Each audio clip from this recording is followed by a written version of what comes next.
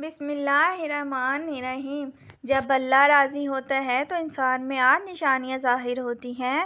اللہ کی اپنے بندے سے محبت کی نشانی اگر کسی انسان میں ان میں سے ایک بھی نشانی ظاہر ہو جائے تو سمجھ لینا کہ اللہ اس سے محبت کرتا ہے اور اللہ تعالیٰ اس انسان سے راضی ہے۔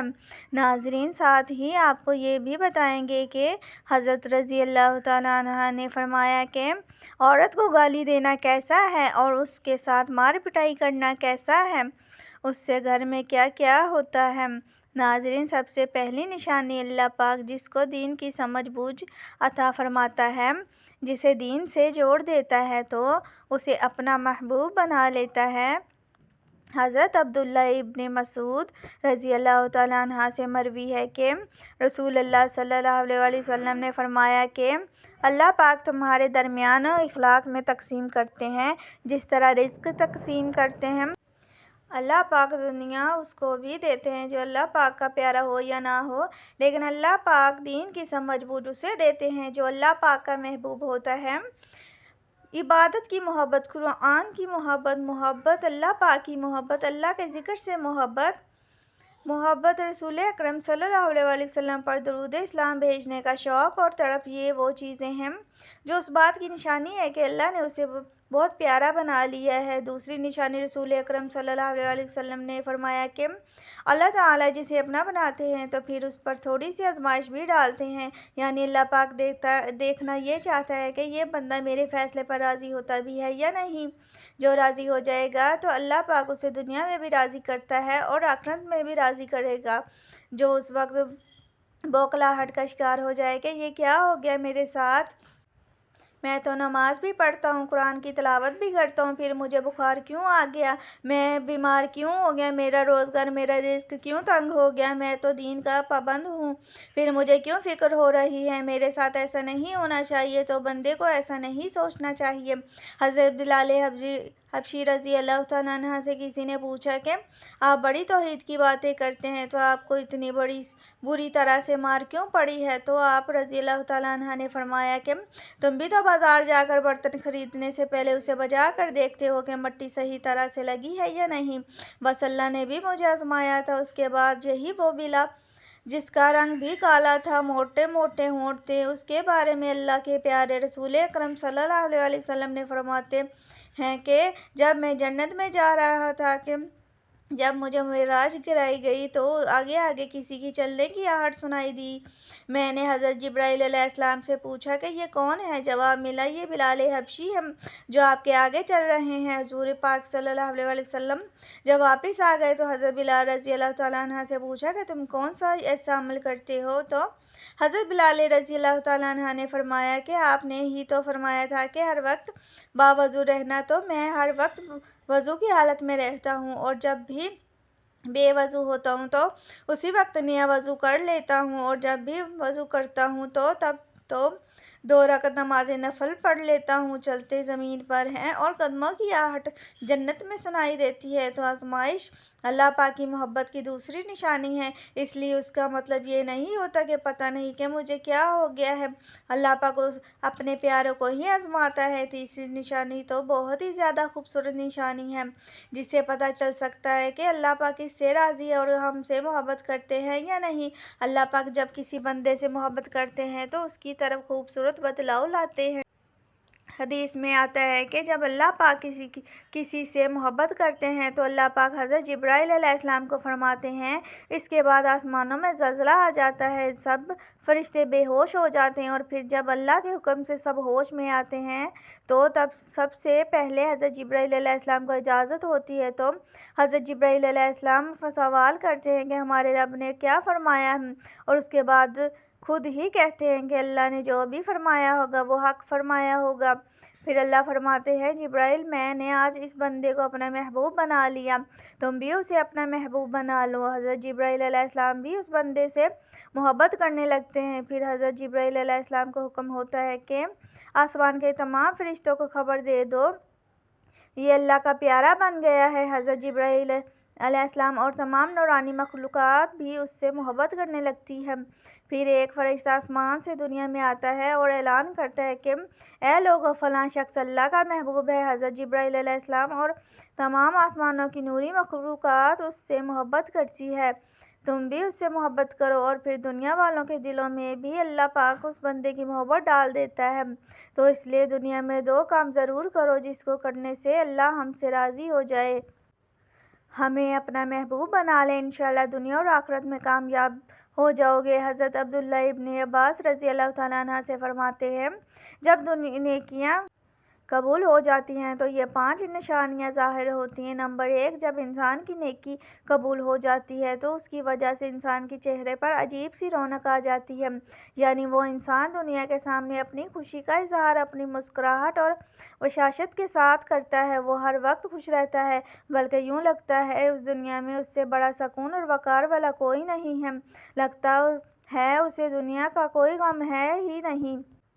یہ خوشی ہر ایک کو نصیب نہیں ہوتی۔ نمبر 2، اس کا دل روشن ہو جاتا ہے، یعنی وہ ہر وقت اللہ پر امید رکھتا ہے، اس کے پاس کچھ ہو یا نہ ہو لیکن اس کے دل میں اتنی خوشی ہوتی ہے کہ اس کو کوئی پرواہ ہی نہیں ہوتی۔ اور یہ یاد رکھنا کہ امیر انسان مال سے نہیں بنتا بلکہ امیر ہمیشہ دل سے بنتا ہے۔ حضرت علی رضی اللہ تعالیٰ عنہ فرماتے ہیں، دولت مٹی کی طرح ہے اور مٹی کو پیر کے نیچے رکھنا چاہیے، اگر سر پر چڑھاؤ گے تو وہ قبر بن جائے گی اور قبر زندہ لوگوں کی نہیں ہوتی۔ نمبر 3، جب کسی کی نیکیاں قبول ہو جاتی ہیں تو اس کے جسم میں نیکی کی طاقت آ جاتی ہے اور شیطان اسے گمراہ نہیں کر سکتا۔ شیطان سے بچنے کی قوت اللہ اس کے جسم میں پیدا کر دیتا ہے۔ نمبر 4، وہ اپنے مال و دولت میں فراوانی محسوس کرتا ہے، یعنی اللہ اس کے رزق میں برکت پیدا کرتا ہے، وہ چاہے لوگوں پر کتنا بھی خرچ کرے، ضرورت مندوں کو کتنا بھی بانٹے، اس کی دولت میں کمی نہیں آتی۔ حضرت رضی اللہ تعالیٰ عنہ فرماتے ہیں،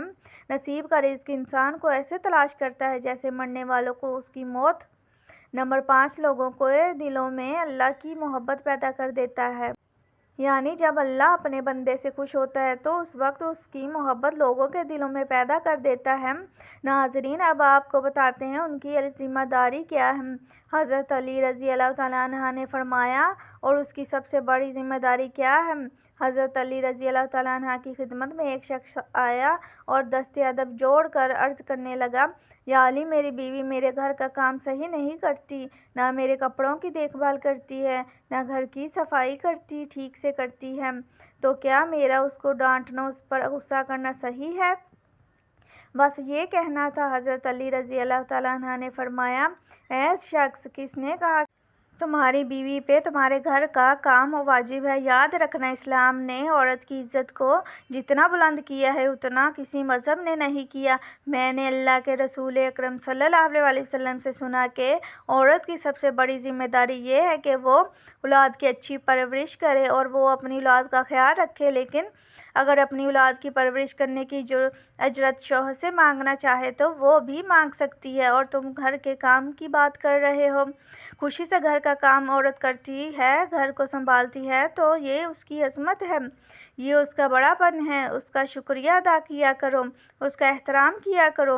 میں نے اللہ کے رسول صلی اللہ علیہ وسلم سے سنا کہ جس وقت عورت اپنے گھر کا کام کرتی ہے اس وقت اللہ اپنے فرشتوں کو زمین پہ بھیجتے ہیں اور کہتے ہیں کہ جب تک یہ عورت گھر کا کام کرتی رہے اس کے لیے عبادت لکھتے رہو، اور وہ وقت جو عورت گھر کے کام میں لگاتی ہے وہ اس کی عبادت میں شامل ہو جاتی ہے۔ یہ عورت کی عظمت ہے کہ وہ تمہارے گھر کو جنت بناتی ہے، تمہارے بچوں کو عظیم انسان بناتی ہے۔